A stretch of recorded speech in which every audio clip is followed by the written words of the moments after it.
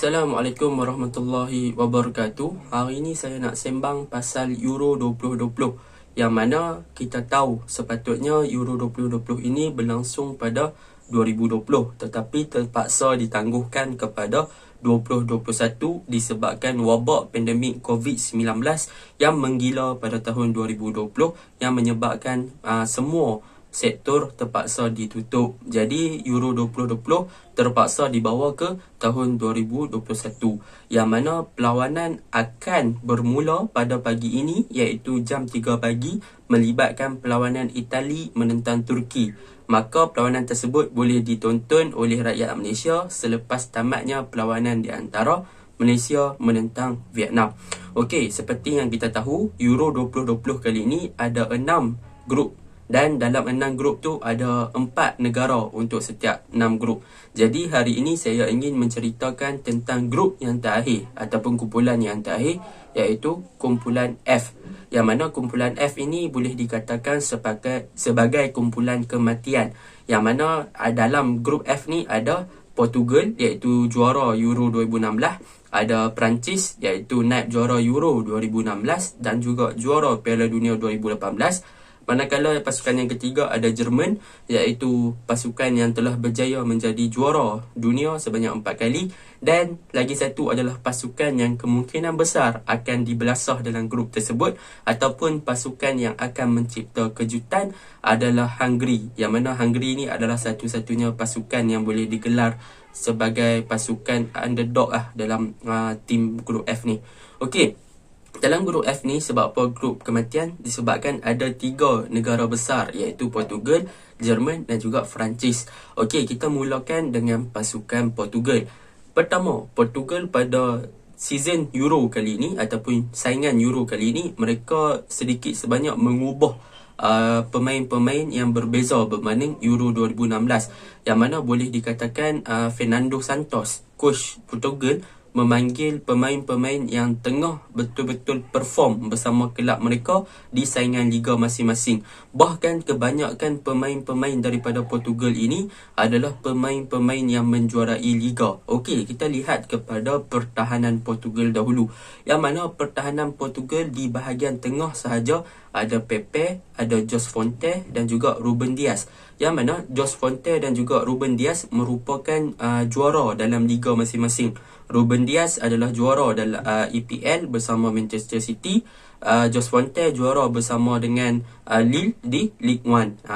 Manakala Pepe pula adalah naib johan dalam Liga Portugal bersama dengan FC Porto. Jadi di bahagian pertahanan tengah Portugal ni dah menampakkan yang mereka mempunyai pertahanan yang begitu solid, sebab mereka mempunyai gandingan pertahanan tengah yang mana daripada juara-juara dalam liga masing-masing dan juga naib juara dalam liga masing-masing. Manakala untuk fullback, mereka ada Rafael Guerreiro, Nuno Mendes, ada Nelson Semedo dan juga João Cancelo. Yang mana Rafael Guerreiro ni adalah pemain Dortmund yang bermain di left back, yang mana kita tahu kemampuan dia daripada segi overlapping, daripada segi closing, daripada segi passing dan sebagainya memang mantap. Manakala João Cancelo pula adalah pemain yang bermain di right back yang sedang meningkat naik bersama dengan Manchester City dan berjaya menjadi juara dalam EPL. Jadi untuk back 4 Portugal ni memang sangat-sangat mantap, memang sangat-sangat solid berdasarkan prestasi permain bersama kelab mereka dalam liga masing-masing. Jadi boleh katakan back 4 Portugal ni adalah yang paling solid dalam saingan liga kali ini. Okey, untuk bahagian tengah pasukan Portugal pula, mereka ada João Moutinho, daripada Ruben Neves, ada Oliveira, ada Paulinho, yang mana barisan dan juga Bruno Fernandes, yang mana barisan tengah Portugal ni boleh dikatakan agak dikemudikan oleh pemain-pemain yang boleh dikatakan perform di kelab masing-masing. Tetapi pemain-pemain ini tidak begitu perform bersama dengan Portugal. Contohnya macam saya ambil Bruno Fernandes, yang mana bersama dengan Manchester United dia adalah pemain yang begitu perform dan pemain yang influence dalam tim, yang memberi inspirasi kepada dalam pasukan untuk bermain dengan bersungguh-sungguh. Tetapi dalam negara ataupun bersama dengan Portugal, influence ataupun peranan daripada Bruno Fernandes ni agak kurang meyakinkan. Bahkan performance Bruno Fernandes bersama Portugal juga agak kurang meyakinkan. Itu yang boleh saya cakapkan di bahagian midfield Portugal. Manakala di bahagian serangan Portugal, macam biasa, mereka ada CR7, ada Diogo Jota, ada Bernardo Silva dan juga João Felix. Yang mana bagi saya barisan serangan Portugal ni untuk wing, João Felix dan juga Diogo Jota serta Bernardo Silva kemungkinan besar memang akan memainkan peranan yang penting.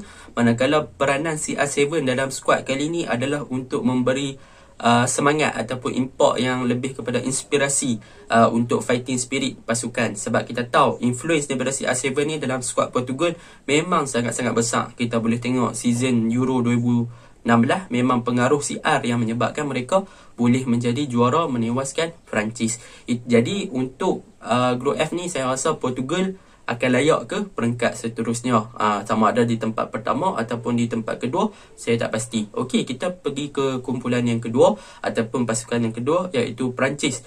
Yang mana Perancis kali ini mereka datang sebagai sebuah pasukan yang boleh dikatakan yang paling terkuat dalam Group F, bahkan yang paling terkuat dalam Euro. Sebab apa? Sebab mereka sudah mendapat seorang penyerang yang betul-betul tengah perform bersama kelab, iaitu Karim Benzema. Yang mana kita tahu Karim Benzema punya performance di Real Madrid memang sangat-sangat mantap. Jadi dengan adanya Benzema ni, mereka berjaya melengkapkan barisan serangan mereka yang mana telah diketuai oleh Antoine Griezmann dan juga Kylian Mbappe. Jadi tiga penyerang di bahagian hadapan ni, Griezmann, Mbappe dan juga Benzema, memang akan menjadi satu ancaman kepada barisan pertahanan kepada pasukan-pasukan lain dalam Euro ni.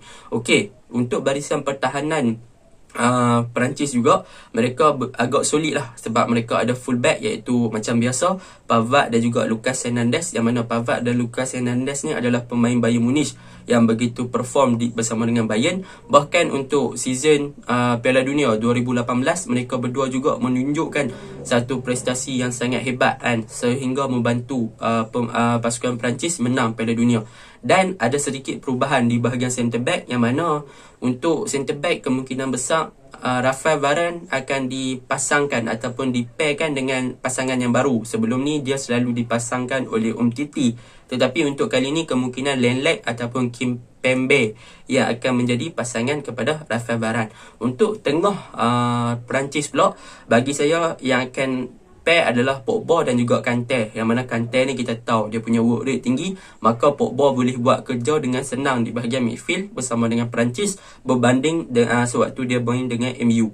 Jadi Kante ni adalah tonggak utama bahagian tengah Perancis lah, untuk menggerakkan bahagian tengah Perancis tu untuk lebih mobility ataupun lebih bergerak dengan bebas lah di bahagian tengah. Dan Kante juga kemungkinan besar akan dibantu sama ada oleh Tolisso ataupun dibantu oleh Sissoko. Mungkin kemungkinan besar Tolisso yang akan bermain di first 11 ataupun Sissoko, sebab Deschamps dia lebih suka Sissoko berbanding dengan Tolisso kalau kita tengok peringkat-peringkat ataupun perlawanan antarabangsa sebelum ni. Tetapi untuk friendly match sebelum ni, Tolisso yang dimainkan. Jadi agak confused sama ada Tolisso ataupun Sissoko yang akan bermain bersama dengan Kante dan Pogba di bahagian tengah. Okey, untuk Perancis juga saya rasa mereka akan layak untuk ke peringkat seterusnya dengan begitu mudah mengikut kepada prestasi mereka. Dengan adanya Benzema sebagai striker, memang mantap dah Perancis.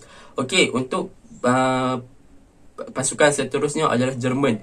Okey, Jerman kali ni datang dengan satu pasukan yang boleh dikatakan memang tengah perform juga. Jadi agak sukarlah untuk tiga-tiga pasukan yang besar ni untuk bersaing antara satu sama lain. Yang mana Jerman kali ni untuk barisan pertahanan kemungkinan besar mereka menggunakan kuda tua, iaitu Manuel Neuer di bahagian penjaga gol dan juga Mats Hummels di bahagian defend, dan juga ada Matthias Ginter dan sebagainya, dan juga Lucas Klostermann.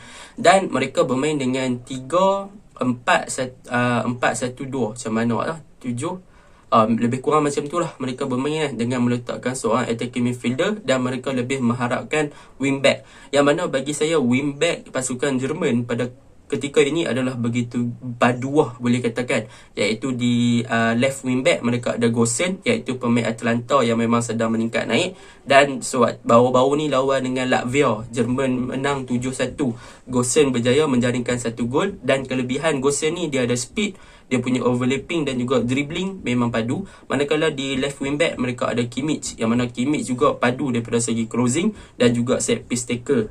Jadi memang tak ada masalah. Manakala untuk midfield Jerman mereka ada Toni Kroos daripada Ike Gundogan dan juga Kai Havertz, yang mana Toni Kroos memang perform bersama Real Madrid.